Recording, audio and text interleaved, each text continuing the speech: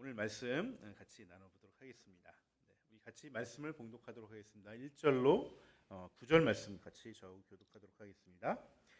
그 뒤에 나는 다른 천사가 큰 권세를 가지고 하늘에서 내려오는 것을 보았습니다. 땅은 그의 영광으로 환해졌습니다.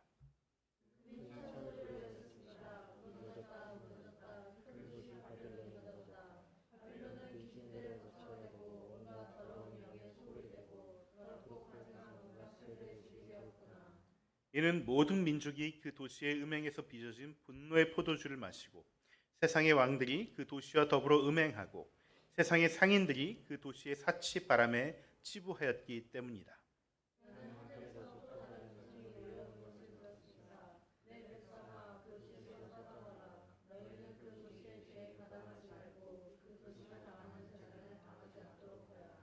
그 도시의 죄는 하늘에까지 닿았고 하나님은 그 도시의 불의한 행위를 기억하신다.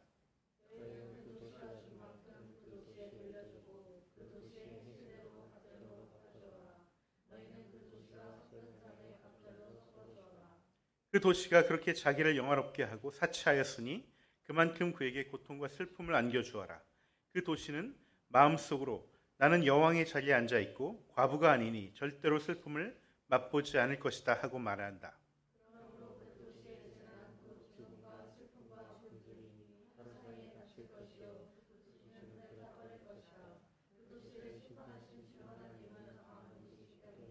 함께 읽겠습니다.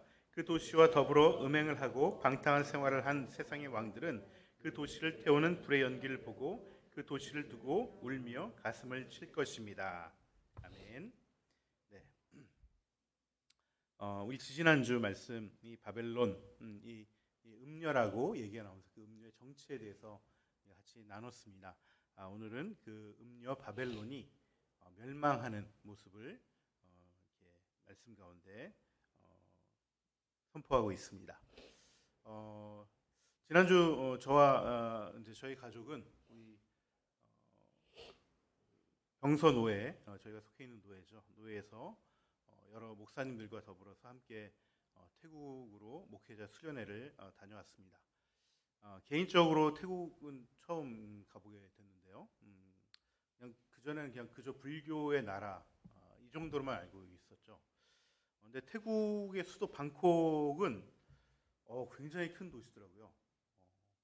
아마 인터넷으로 한번 태국의 그 도시의 모습을 보시면은 진짜 이렇게 감탄이 나올 정도로 아주 그냥 고층 빌딩들이 질비하고 스카이라인이 아주 높고 그 규모 자체가 굉장히 크고요. 사람들이 엄청 많습니다. 그래서 이 방콕은요 동남아시아 여행의 허브 도시라고 그러더라고요.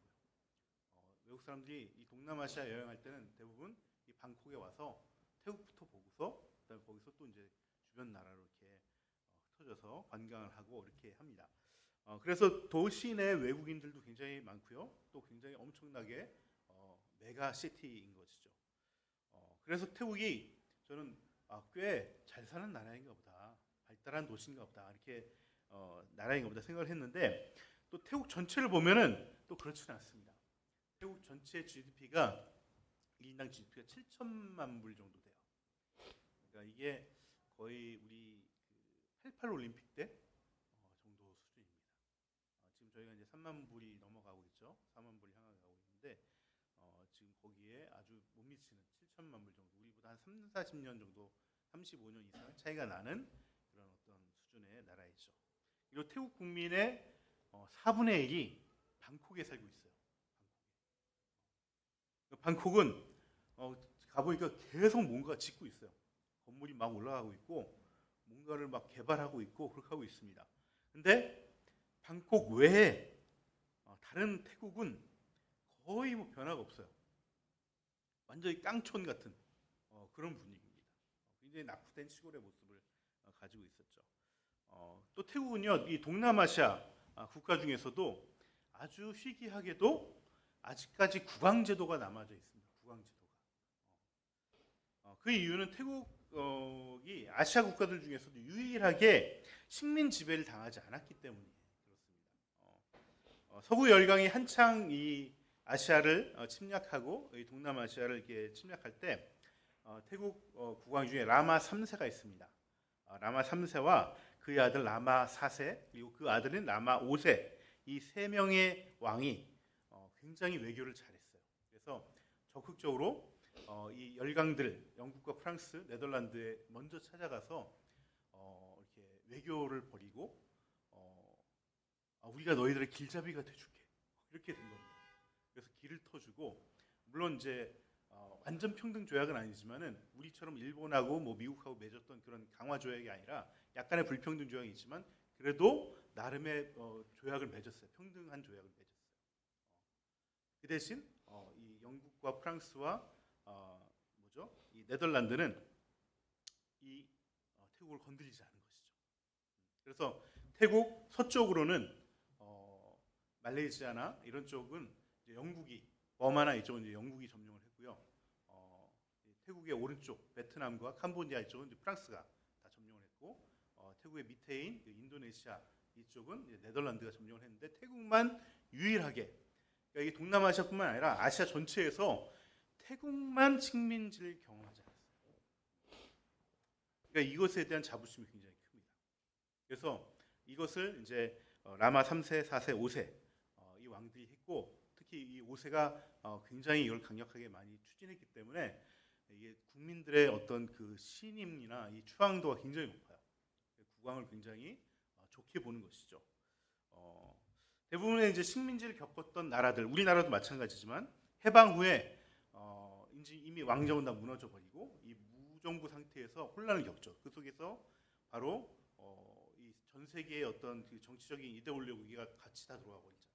그래서 좌익과 우익이 생기면서 굉장히 극심한 혼란이 생겨버리는데 태국은 이것을 겪지 않은 거예요. 주변 나라들은 뭐 베트남도 이제 좌익과 우익이 싸워서 베트남전이 생기고 또 공산화가 되고 우리나라도 6.25 전쟁이 생기고 뭐 이렇게 어려움을 겪었지만은 안정적으로 비교적 안정적으로 운영이 됐기 때문에 비교적 이제 나중에 이제 민주주의를 받아들이고 입헌 군주주의 됐지만은 같은 입헌 군주주의라 할지라도 이 태국의 왕실은 굉장히 위상이 높습니다.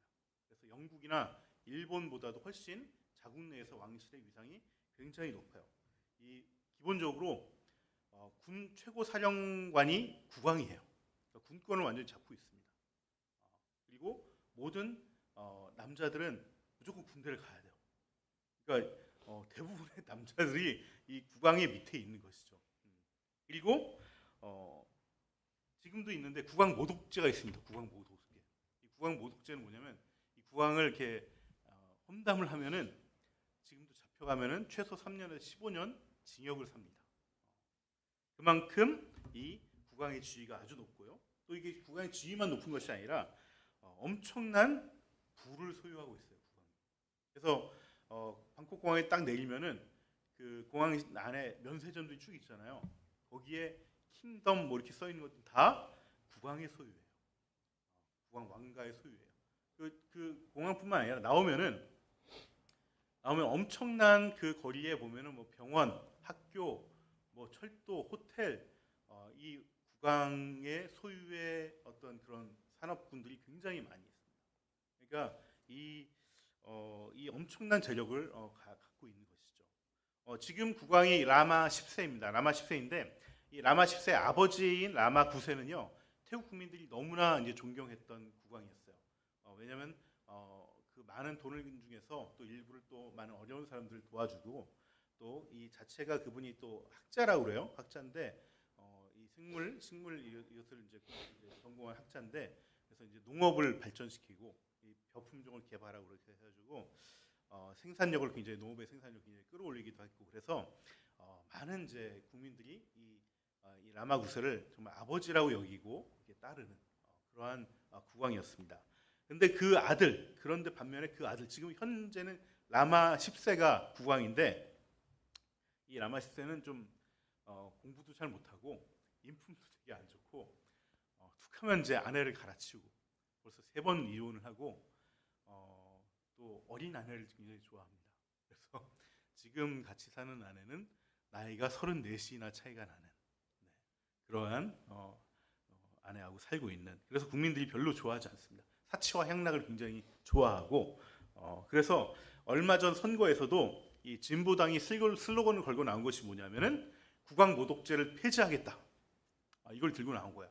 그러니까 사람들이 다 이 진보당을 다 뽑아준 겁니다. 그래서 이 진보당에서 대거 이 국회에 입성을 했는데 뭐 여전히 이 보수 세력이 막강하고 또 재력을 다 쥐고 있기 때문에 이게 제도 바뀌는 것이 쉽지 않은 상황인 것이죠. 아무튼 이 태국은 오래된 왕가가 경제를 움켜쥐고 있고요. 또 그 왕가와 알게 모르게 연결된 상류층들이 태국 경제의 대부분을 다 쥐고 있어요. 그래서 이들은 주로 방콕 외에는 방콕 주변에 살고 있고 이 방콕만 아주 삐까뻔쩍하게 잘 살고 있는 것이죠. 대부분의 다른 데는 정말 낙후된 깡촌으로 살고 있습니다. 그래서 전 세계에서 빈부격차가 거의 제일 많이 나는 그런 나라 가운데 하나입니다.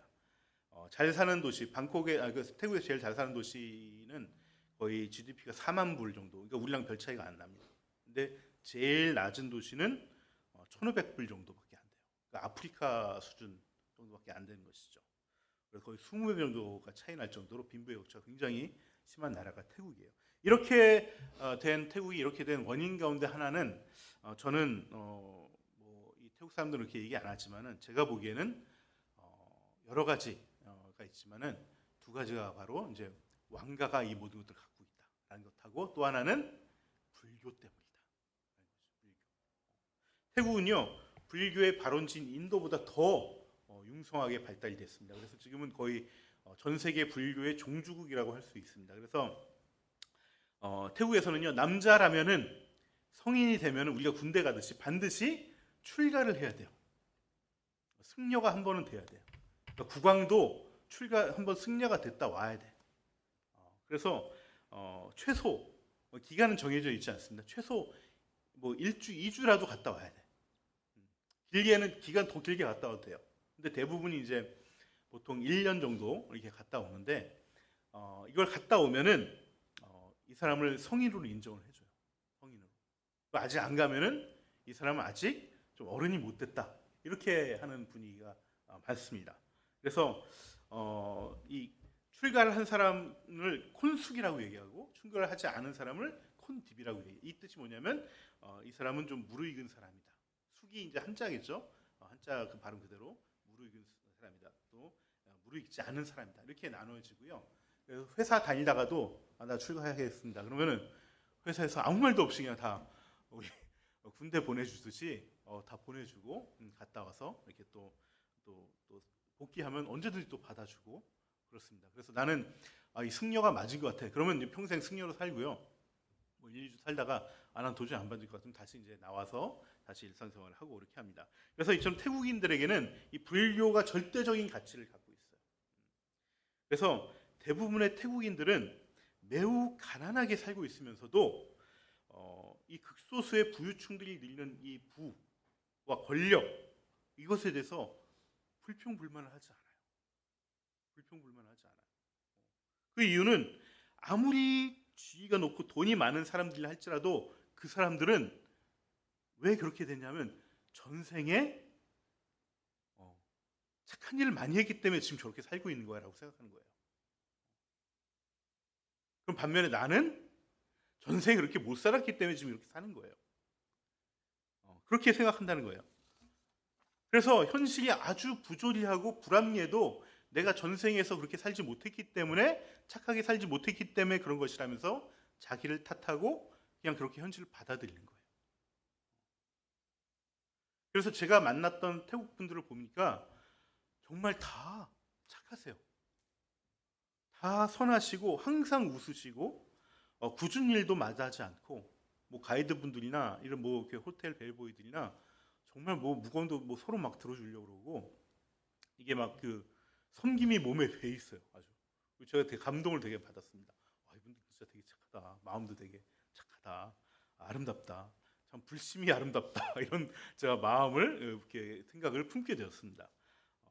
그런데 한편으로는 이 태국의 이 사회 구조를 보면서 제가 이제 이방인이죠 그들에겐 외국 사람들은 이 태국의 사회 구조, 이 불합리화를 보면서 이 양극화를 보면서 정말 내가 아무 관련이 없음에도 불구하고 이분들 정말 안 됐다. 그런 마음이 드는 거예요. 참 불쌍하다. 그런 생각이 드는 것이죠. 이분들이 저는 겉으로는 굉장히 선하게 웃으시고 또 불심으로 이 모든 고통을 승화하고 있는 것처럼 보이지만 저는 한편으로 이제 퀘스천 마크가 드는 거죠. 네, 제가 또 사람을 좀 잘 꿰뚫어 보고 의심을 잘하지 않습니까? 네, 그래서 제가 한국으로 돌아와서 태국의 뒷조사를 하기 시작했습니다. 저게 정말 진심으로 그런 것일까? 정말 저런 것일까?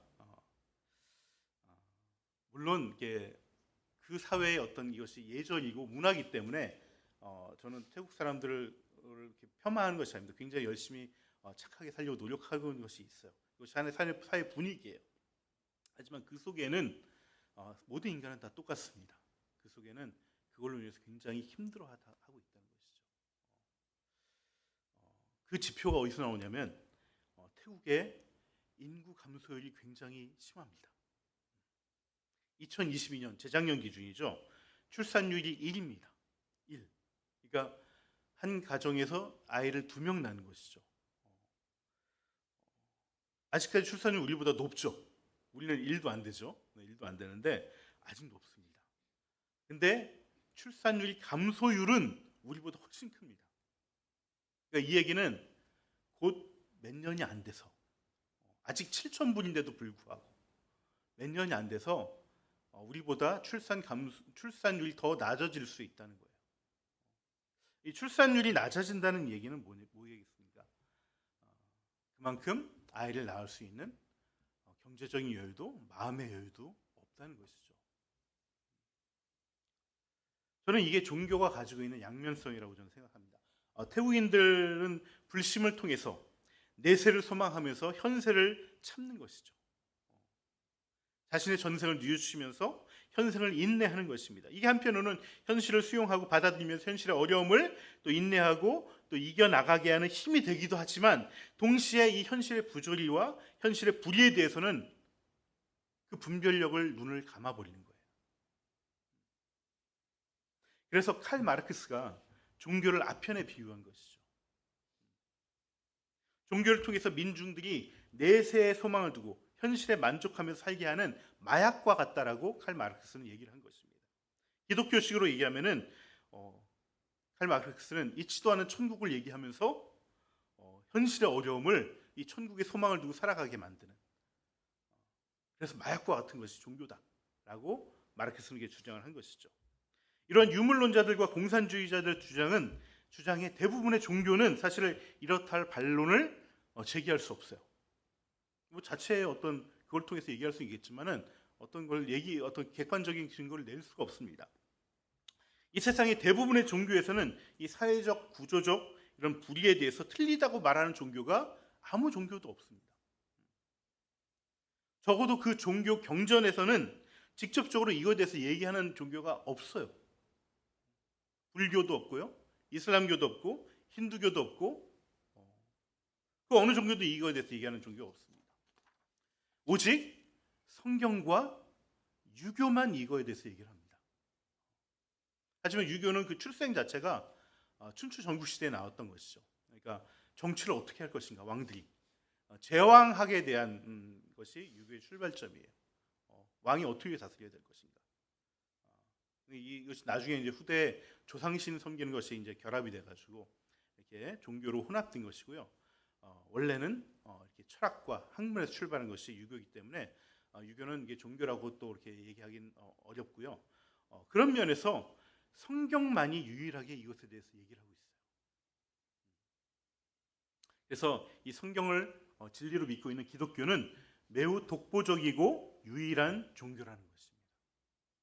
이 말은 우리의 신앙이 단지 죽어서 천국에 가는 것만이 소망이 아니라 이 세상에 살아가면서 이 현실을 분별하고 무엇이 악이고 그 악을 어떻게 우리가 다루어야 되고 또 무너뜨려야 하는가는 실제적인 질문을 던져주는 유일한 종교라는 것이에요. 단순히 착한 일을 많이 하고 선행을 하고 개인적인 도덕을 중요시 여기는 다른 종교의 가르침과 달리 선을 행하되 악을 분별하고 더 나아가서 이 사회 구조의 악에서 구별돼서 그 악에서 돌아서서 참된 그 거룩을 살아가라라고 이 성경은 말하고 있습니다. 그리고 이것이 신을 향한 진정한 예배다라고 얘기하고 있는 유일한 종교가 기독교라는 거예요. 저는 기독교가 진리인 이유가 바로 저는 여기 있다고, 물론 여러 가지 이유가 있죠. 하지만 그것을 증거하고 변론하고 그 변증하는 여러 가지 것 중에서 이것이 굉장히 크다라고 저는 생각합니다.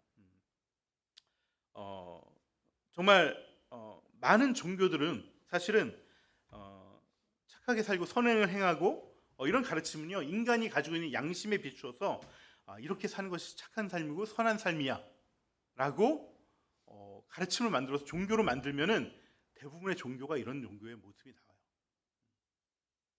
하지만 어떤 사회불이나 제국주의나 경제 불평등이나 신분제도 타파 같은 가르침은요, 사실 지금에 와서는 우리가 생각할 수 있지만 2000년 전, 3000년 전에는 사람들이 그런 개념조차 없었을 때예요.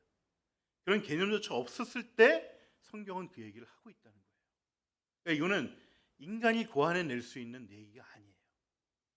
하나님이 계시하지 않고는 우리가 그것을 알 수가 없는 얘기라는 것이죠. 게다가 이런 가르침이 단지 종교, 기독교 내에 윤리적인 가르침뿐만 아니라 이것이 예배의 신비와 화학적으로 결합이 되어 있어요. 그래서 예배의 신비로 표현되어지고 이렇게 이것을 행하고 이것을 통해서 우리가 함께 이것을 경험하고 또 나눌 수 있는 것은 기독교가 인간이 만들어낸 종교가 아니라는 것을 보여주는 명백한 증거인 것입니다. 그리고 이것이 바로 요한계시록의 진면목이에요. 요한계시록은 단지 미래에 있는 어떤 미래의 일을 신비적인 예언으로 나타내 준 것이 아니라 현실을 꿰뚫는 얘기를 하고 있는 것이죠. 인류사 전체의 어떤 그 죄악과 이 구조적인 죄악이 어떻게 생겨나고 지금도 이 악이 어떻게 행동하고 있고 활동하고 있고 우리의 삶에 어떻게 영향을 미치고 있는지, 그래서 정확하게 얘기하고 있는 것입니다. 동시에 이런 악한 현실 속에서 이 하나님을 예배하는 성도들은 어떠한 예배를 드려야 되고 어떠한 삶을 살아가야 하는지를 말하고 있다는 거예요. 때로는 이 말이 묵시적인 언어로 알쏭달쏭한 말로 감추어져 있는 것처럼 보이지만은 그 뜻을 알고 있는 자들에게는 그 어떤 말보다도 정말 직설적으로 갖다 꽂아서 얘기를 하고 있습니다. 그야말로 촌철살인의 언어로 시대의 악과 그 악의 이면에 있는 악한 영의 세력의 그 정체까지도 명확하게 얘기하고 있고 그 악의 세력들을 마침내 하나님께서 부서뜨려 버리신다는 것을 선포가 있다는 것이죠. 이것이 바로 요한계시록입니다. 이 말씀 붙잡고 이 마지막 시대를 이겨나가는 저와 여러분이 되면 좋겠습니다. 원래 7, 8장을 다 해야 되는데 1절로 9절 말씀만 제가 잠깐 살펴보고 말씀 나누도록 하겠습니다. 1절에서 8절, 9절 보면서 가장 많이 나오는 문구가 바로 뭐냐면 그 도시에서란 말이에요. 그 도시는 바벨론을 얘기하는 것이겠죠. 이 바벨론은 또 로마를 말하는 것이겠고요. 그리고 크게 보면은 단지 로마와 바벨론뿐만 아니라 각 시대마다 지금까지 2000년 시대 동안 하나님 나라와 반대되는 가치를 가진 최고의 어떤 그 가치를 덕목으로 삼는 모든 세력들, 모든 시대 정신들, 이것들이 바벨론이고 로마라고 얘기를 할 수 있습니다. 그것이 큰 도시라고 나와 있는 것입니다. 여러분, 하나님 나라의 가치는 뭐냐면은 의와 희락과 평화예요. 의와 희락과 평화. 그러면 이와 반대된 사단의 나라, 이 하나님 나라에 대항하는 나라의 가치는 뭐겠습니까? 의가 아니라 불이겠죠. 의가 아니라 불입니다. 희락이 아니라 쾌락과 향락의 나라입니다. 또 평화가 아니라 긴장과 불평등과 전쟁의 나라입니다. 이것이 이 요한계시록이 써졌을 때는 로마 제국이었고요. 지금은 우리 현재 살아가고 있는 사회 곳곳에 나타나고 있는 모습들이라는 거예요. 어제 우리 청년과 청소년이 함께 모여서 같이 볼링도 치고 즐거운 시간을 가졌습니다. 피곤하지? 목사님은 그리고 또 이제 밤을 새서 이제 말씀을 준비하고 이렇게 했는데 이게 참 우리가 이 청청 목장은 우리가 주일 오후에 또 목장 모임을 나눔을 하니까 한 두 달에 한 번씩은 이렇게 모여서 좀 즐겁게 놀고 함께 교제를 하자, 그런 의미로 한번 모이는 시간을 갖자. 당분간은 이렇게 해서 좀 즐겁게 놀았습니다. 놀고 나서 어제 9시쯤 이게 끝났는데, 끝나면서 이제 우리 진묵 형제한테 소감을 물어봤어요. 오늘 어땠냐 물어봤더니 진묵 형제 이 얘기를 하더라고요. 자기가 이게 술도 안 마시고 이렇게 재밌게 놀아본 적 처음이다. 그 얘기를 하더라고요. 여러분, 이게 바로 쾌락과 희락의 차이예요. 이해하시겠어요? 하나님 나라의 가치인 희락과 세상의 가치인 쾌락, 향락의 차이가 이거예요. 하나님 나라와 사단의 나라의 차이가 이거예요. 세상은 자신의 쾌락과 향락을 위해서 뭘 동원하냐면 돈을 동원해요.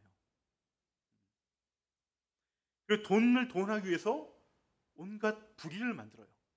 이 불의라는 것은 성경에서 의는 관계의 의입니다. 거기서부터 출발합니다. 그러니까 관계를 깨는 모든 것들을 합니다. 개인적으로는. 그리고 불법까지 행하기도 합니다. 볼링을 쳐도 상대방의 실수나 실력을 우리 교회에서 할 때는 놀리지 않습니다. 세상에서 할 때는 놀리고 어떻게든지 이겨야지. 그래서 굉장히 이것 때문에 또 상처가 있는 사람들도 있습니다. 또 서로 뽐내려고 하는 경우도 있고. 승패에 연연하지 않습니다. 교회에서 가끔씩 이제 승패에 연연하시는 분들이 있는데, 이거는 이제 하나님 나라의 모습이 아닙니다. 세상의 가치예요. 세상의 가치. 당연히 싸움도 없고 전쟁도 없고 평화가 있는 것이죠.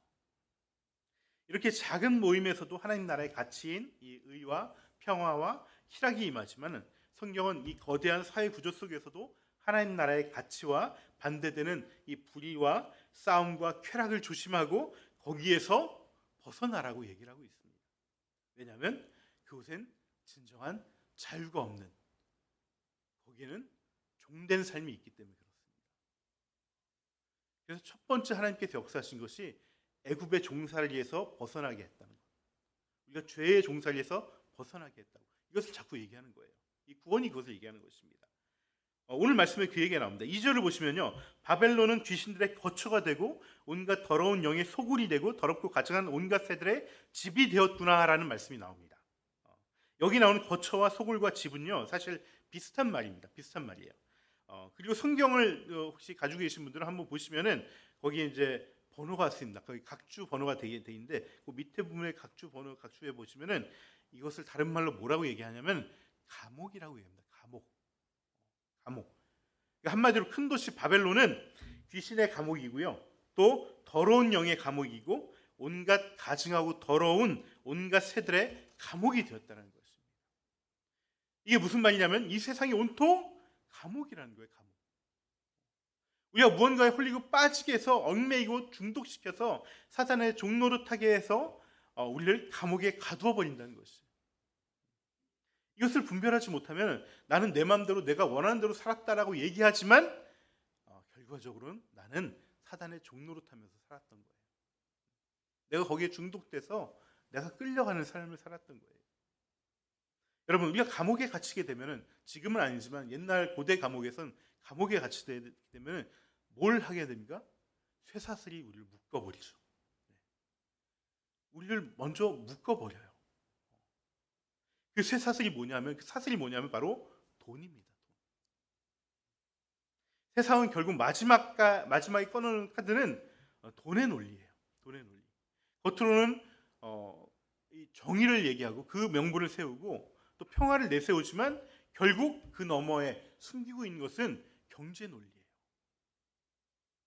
세계 정치가 평화로웠다가 또 하나님 앞에 긴장 관계가 이루어지고, 오늘 민규 형님 기도했던 것처럼 우크라이나와 러시아가 싸우고 또 이스라엘과 하마스가 싸우고, 그럼 하마스가 이스라엘에게 사실 안 되죠. 백전백패예요. 근데 하는 이유는 뭘까요? 그 뒤에 다른 세력도 있어요. 이 경제 논리 속에서 이 미국과 이스라엘을 대항하는 또 다른 세력들이 이걸 부추기는 거예요. 하마스는 자기들이 이제 당하고 살았다. 이거에서 막 날뛰고 있는 거지만은 그 뒤에서 무기 대주는 애들은 이 미국과 이스라엘 중심의 세계에 또 도전장을 내미는 거예요.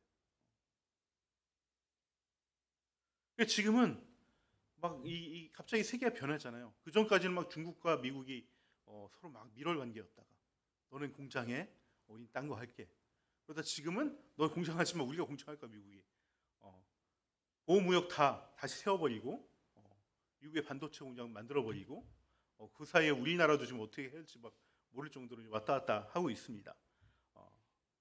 그러니까 지금 이 경제 논리에 사실 다 꿰어져 있어요. 그 속에서 큰 대가리 밑에서 다 그 쇠사슬의 돈이란 경제 논리 속에 다 꿰어져서 그 진영 안에 줄을 서고 있는 것입니다. 그리고 싸움은 엄한 데서 나오고 있는 것이죠. 이스라엘과 하마스 같은 데서. 개인도 그 나라가 줄선 데에서 크게 벗어나지 못해요. 이 돈이라는 사슬, 이 경제라는 사슬로 서로 다 이어져 있기 때문에 세상은 거대한 감옥에 갇혀 있는 것입니다.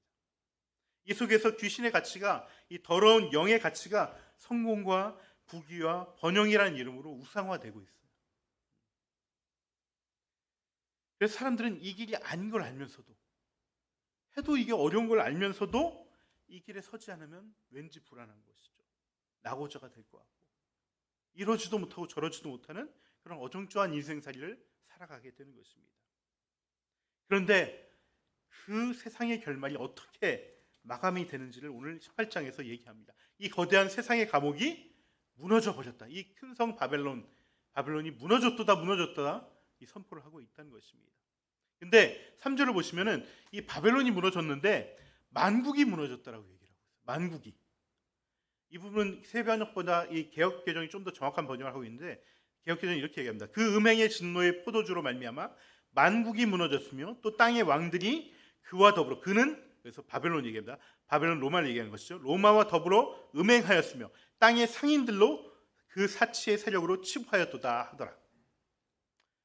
여러분, 로마가 무너졌는데 왜 만국이 함께 무너집니까? 큰 성 바벨론, 이 로마만 무너지면 되는데 왜 만국이 함께 무너져요? 이 로마의 경제는 주변국들과 다 이 돈이란 경제란 쇠사슬로 다 연결이 되어 있기 때문에 그래요. 지금도 마찬가지죠. 미국이 무너지면 우리나라 어떻게 될 것 같습니까? 다 무너지게 돼 있어요. 그래서 땅의 왕들과 또 그와 더불어 로마와 더불어서 음행을 했던 그 음행이란 것은 여기서 그렇게 사치와 향락을 부렸던 것을 얘기하는 거예요. 하나님 나라와 대항했던 이 모든 우상 숭배를 얘기하는 것입니다. 하나님 나라의 가치, 의와 평화와 이 희락과 반대되는 가치를 놓고서 살아왔던 이 모든 행위들, 이것이 음행입니다. 또 땅의 상인들은 그 음행을 더불어서 했던 많은 사치와 향락들을 더불어서 배를 불렸잖아요. 그들도 같이 망하게 됐다라고 얘기를 하는 것입니다.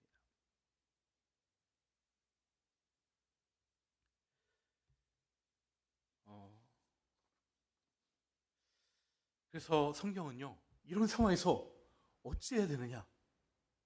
그것은 바로 떠나라 얘기합니다. 오늘 주일 말씀 계시록 18장 4절 같이 한번 읽어볼까요?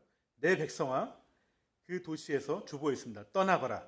너희는 그 도시의 죄에 가담하지 말고 그 도시가 당하는 재단을 당하지 않도록 하여라. 여러분, 떠나랍니다. 떠나라.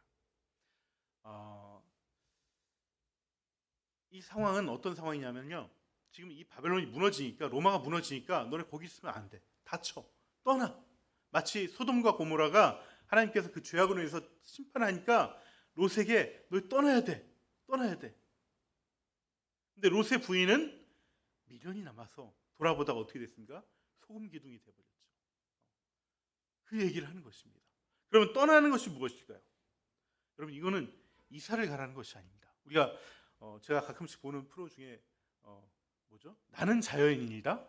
그 프로 보시면은 산속 깊이 들어가서 뭐 사시는 분들이 있어요. 근데 이분들 보시면은 대부분이 한때 잘 나가셨던 분들이에요. 세상에서 잘 나가셨다가 막 이리 채이고 저리 채이고 뭐 건강을 잃고 다 필요 없어 그래서 이제 떠난 거예요. 산속으로. 이게 좋아 그러면서 여기 사시는 분들이죠. 근데 이런 삶을 살아가는 것이 아니라 이런 것이 아니라 이민을 가라는 것이 아니라 이 시대의 그 시대 정신, 이 바벨 정신, 이 물질을 최고로 여기는 그 정신, 그 만몬이심과 고별하라는 것이에요. 이별하라는 것입니다. 거기서 나와야 된다는 것을 얘기하는 것입니다. 그것이 이 하나님 나라의 백성이 말세를 살아가는, 마지막 세를 살아가는 올바른 방법이라는 거예요. 그들과 함께 심판받지 않으려면 거기서 나와야 된다는 것이죠. 근데 저는요, 이 살아가는 방법을 기독교 우리 교회 역사를 보면 처음에는 이렇게 떠나는 삶으로 살았어요. 그 대표적인 것이 수도사들이었죠. 수도는 사막에 들어가서 그냥 원래 그 교부들 중에는 엄청난 그 유산을 받으신 분인데 그걸 주변 사람 다 나눠주고 하루아침에 무일푼이 돼서 그냥 수도사로 살기로 시작하신 거예요. 그래서 산속에 들어가서 사막에 들어가서 하나님과 동행하면서 살아가셨어요. 그것을 보면서 사람들이 다 감명을 받고 나도 저렇게 살아야 되는데. 근데 그렇게 사는 사람은 거의 없죠. 정말 뭐 100년에 한두 명 나올까 말까 그런 분들 말고 나머지는 저렇게 살아야 되는데 하면서 여전히 세상 속에서 살아가는 것이죠. 이것이 어떻게 보면 미덕처럼 여기고 그리고 이것을 우리가 어떤 한 사람한테 기대를 합니다. 주로 사역자들에게 기대를 하죠. 우리는 그렇게 못 살지만 사역자들은 그렇게 살아야 됩니다. 그래서 사역자들은 그냥 쌀과 반찬만 있으면 그래서 사례비가 없어도 예전에 그 성미가 있었죠. 성미. 집에서 쌀을 가져와요. 그래서 이제 여기다 쌀 항아리에다 이렇게 조금씩 담으면은 목사님은 그걸로 살아가시는 거예요. 그래서 그걸 장날에 가서 팔아서 뭐 다른 것도 이제 사기도 하고 그걸로 밥을 먹기도 하고 그렇게 살아가는 것이죠. 왜? 떠나야 되니까. 우리는 못 떠나겠으니까 적어도 목사님 떠나셔야죠. 이렇게 얘기를 하는 것이죠. 근데 저는 진짜 떠나는 삶은 그런 삶이 아니라 진짜 이 세상 속에서 살아가면서 그 삶을 자신의 이익과 유익이 아니라 함께 나누는 삶을 살아가는 그 삶이 진짜 이 시대, 물질주의 시대에서 떠나가는 삶이라고 저는 생각을 합니다. 그 대표적인 사람이 초대교회에 루디아라는 사람이 있습니다. 루디아. 오늘 9절까지 읽었는데 9절 이후에 보시면은 이 상인들, 이 사치와 향락에 기대어서 불을 일궜던 상인들의 모습이 그들이 팔았던 품목들이 쭉 나오는데요. 거기 보면 사치품들, 향락품들이 쫙 있습니다. 옷감들, 고급 옷감들, 또 와인들 이런 것들을 팔면서 왜냐하면 로마는요 이 사치와 향락으로 거의 도배를 한 나라예요. 거기는 사치와 향락이 아주 좋은 가치관입니다. 로마는. 왜냐하면 사치와 향락을 내가 얼만큼 부리느냐가 내가 그 사회에서의 지위를 나타내 주는 거예요. 내가 검소하게 살면 쟤는 지위가 낮은 사람인 거예요. 그렇기 때문에 검소하게 살면 저 사람은 있는데도 검소하게 사네? 그래서 높게 보는 것이 아니라 저 사람은 낮은 사람이네? 라고 보는 것이 로마 시대 가치관이었어요. 그렇기 때문에 내가 부릴 수 있는 최고의 사치를 부리면서 살아가는 것이 로마 제국의 모습이었어요. 그러니까 당연히 이 사치를 부리는 것에 많은 상인들이 거기서 돈을 많이 벌었었죠. 그 품목들이 쭉 나옵니다. 근데 이 이 초대교회 때 보면은 바울을 굉장히 도와줬던 사람 중에 한 분이 루디아라는 분입니다. 루디아. 이분은 뭘 해서 돈을 버셨냐면 자주색 옷감을 팔아서 돈을 버셨던 분이에요. 이 자주색 옷감은요, 이 당시에는 이제 염색이 굉장히 어려워가지고 이 정말 어떤 조개에서 조금 나오는 정말 얼마 나오지 않는 그거를 지금처럼 대량 생산할 수 없고 정말 막 수많은 조개들을 막 잡아서 그걸 조금 얻어서 그걸 이제 염색을 해서 파는 거기 때문에 굉장히 고가예요. 이 옷이 무슨 뭐 특별해서가 아니라 없어서 고가예요. 그리고 없기 때문에 귀족들과 왕들밖에 입지 않는 돈이 있으니까 입는 거죠. 그러니까 이걸 파니까 당연히 이 루디아란 분은 돈을 엄청나게 벌었죠. 근데 엄청나게 벌었지만은 바울은 이 루디아를 정죄하지 않습니다. 너 왜 제국에서 이렇게 상인들이 돼가지고 돈을 많이 벌어? 이거에 대해서 한마디로 얘기하지 않아요. 왜? 그 루디아는 그 번 것을 가지고 교회를 섬겼기 때문에, 바울을 섬겼기 때문에. 이것이 세상과 다른 삶의 모습이라는 거예요. 이것이 떠나는 삶입니다. 이것이 정말 이 시대에 우리가 교회라는 공동체가 세상의 공동체, 세상의 집단과 다른 모습의 공동체라는 것이죠. 이것이 하나님 나라의 가치를 품고 살아가는 모습이라는 것입니다. 제가 어제 우리 청청 목장하면서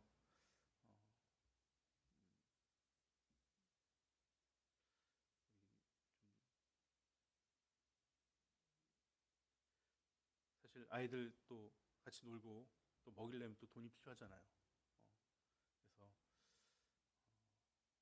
어떻게 해야 될까 딱 했는데 또 알아서 또 전화가 오셔서 또 섬겨주시는 분들도 계셨습니다. 이런 것들이 사실은 물론 이게 다 이렇게 하라는 것이 아니라 내 상황 속에서 내 처지 속에서 내가 할 수 있는 최선을 다하는 것, 이것이 사실은 하나님이 원하시는 이 시대를 떠난 삶이에요. 이 시대를 떠난 삶, 제국과 멸망하지 않는 삶이에요. 바벨론과 함께 심판받지 않는 삶, 이것을 하나님께서 원하시는 것이고, 이것이 하나님 나라의 거룩한 삶이고, 이것이 우리의 예배라는 것입니다. 저는 하늘 닮은 교회가 그래서 또 청청 목장이 우리 청소년들과 청년들이 이러한 또 섬김과 또 그 속에서 이 교제와 나눔을 통해서 또 이것을 배워가고 이 세상과 다른 가치관으로 살아가는 또 청년들로, 그런 청소년들로 자라나는 귀한 우리 미래의 주역이 될 거라고 믿습니다. 그런 삶으로 우리 교회를 부르셨고 또 인도해 주셨을 거라고 믿습니다.